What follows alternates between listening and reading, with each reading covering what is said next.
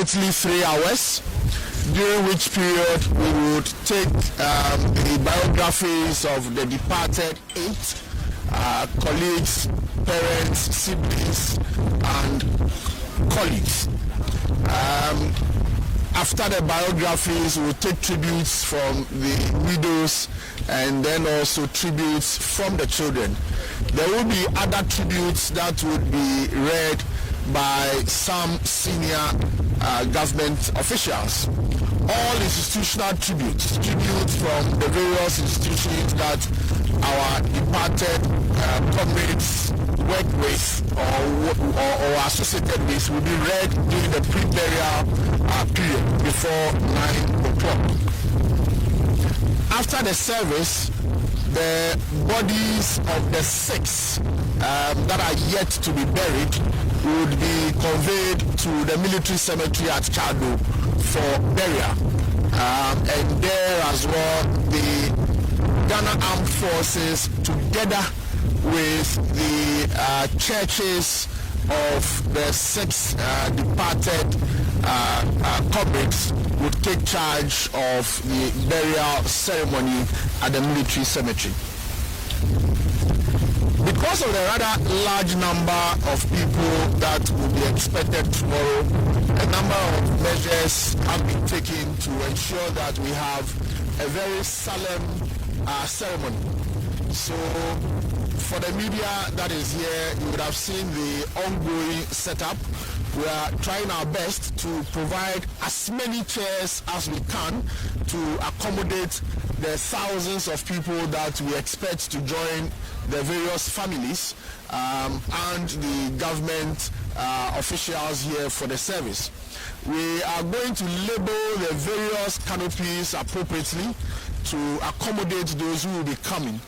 We entreat the public who would want to join us for the service to arrive early and collaborate with the protocol and security officials on ground to assist them to sit. We do not expect people to be crisscrossing the inner perimeter before and during the service. The inner perimeter is going to be locked out 2 mourners, and the mourners are expected to remain under the canopies for the service.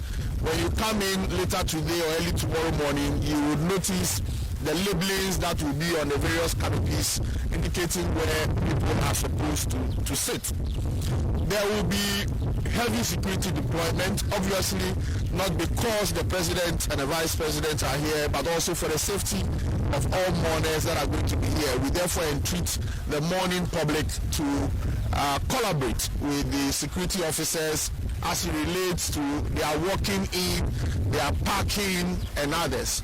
If you are driving in, you will be required to alight at a specific point and walk into the mourning zone, and your vehicle can be parked at a designated car park.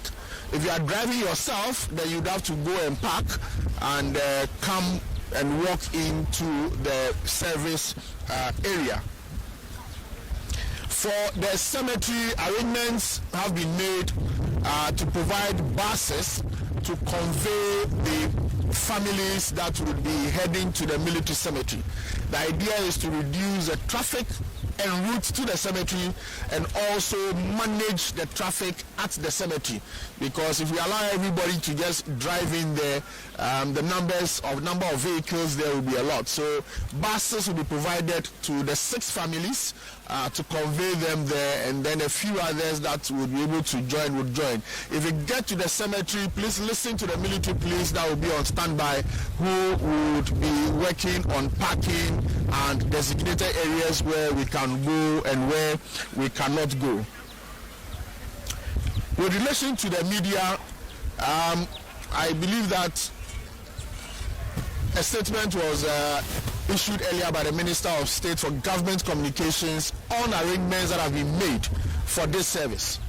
And media houses and journalists were required to apply for accreditation. Media houses and journalists that applied and have been accordingly accredited are the only ones that will be allowed in the inner perimeter, which is designated as a special media zone for the service.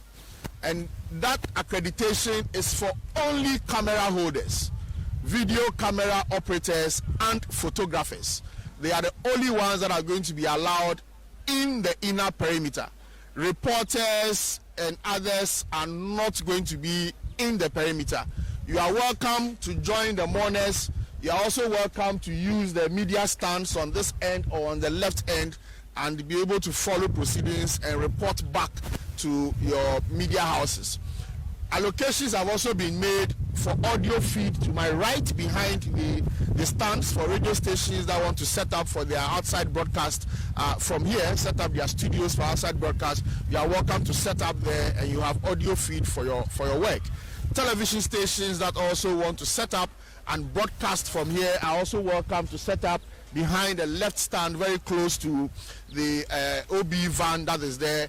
And feed outlets are going to be available for clean feed of the proceedings here for you to use for your productions.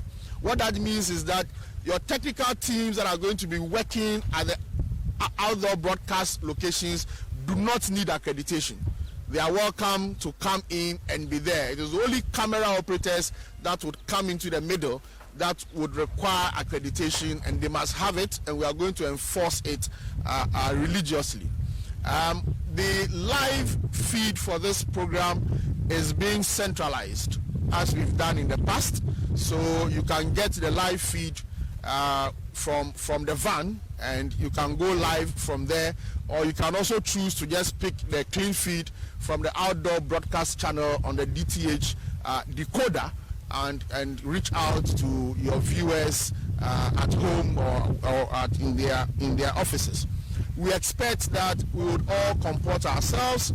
We will respect the guidelines. We do not want to see tomorrow anybody holding a phone or a monopod and struggling to chase people, chase mourners as they are coming in to come and sit down. We expect a very high level of decorum and solemnity tomorrow morning. And if you are given an accreditation to be in the inner perimeter, do well to come in early, check your audio, ensure that you have the required audio feed that you need, and then also check on the TV feed and be sure that you are okay. The Ghana Armed Forces has the responsibility of moving our fallen heroes from the morgue to the Blaster Square and then to the military cemetery after the funeral service. The service will be led by the chaplaincy of the Ghana Armed Forces. That does not mean that only ministers, pastors, and imams from the armed forces will be in charge. We would be supported by some of our civilian colleagues, but in essence, it will be a military service. After the service, like I indicated, we'll proceed to the military cemetery. We can all understand that burying 6 fallen heroes at the same time is not the same as burying just one person. And so there would be some unique arrangements and innovations at the cemetery to ensure that our fallen heroes are accorded the highest state respects possible. Please, would like to plead with all of us that both here and at the cemetery, let us follow directions so we can have some order. We would not want a situation where people will be walking in places that they are not expected to be in. Please let us all at all times ensure the highest form of discipline. I thank you all. Through the night and through tomorrow, the aim is to ensure that there is free flow of traffic in terms of mourners, family members, and all that have everything to do with this occasion. In light of this, there are certain rules that are going to be managed. So from tomorrow morning at about 5 a.m., traffic police officers will be deployed to manage traffic that are coming from Laboni and Osu through the Independence Square to the Central Business District. What is it is that we will ensure that there is no congestion. And so as and when we view and see that traffic is compounding, certain traffic diversions have been made to deliver these traffic services to routine commuters and residents around Independence Square. Those on La Road, when the road is blocked, will be diverted onto the Oxford Street. Those who are on Lokko Street joining Castle Road to come to the Independence Square, to the Ministries or Makola or through to Jamestown, among others, if the area is choked, will be diverted onto the castle to Independence Avenue through National Theatre onward to Kimbu. The same applies to our routine road users from Jamestown on the Professor John Evans at the Mills High Street. If they are not coming to Monodas and the traffic is choked, we will assist them and divert them onto the Liberia Road from the CEPS headquarters through to Ministries traffic light to National Theatre. There are so many roads that are there for them to also access the city and their various destinations. Again, those that are from Kimbu who want to just traverse the Independence Square and if the place is choked, traffic police officers and equipment are on hand at Ministry traffic lights to assist them and divert them onto the Independence Avenue again.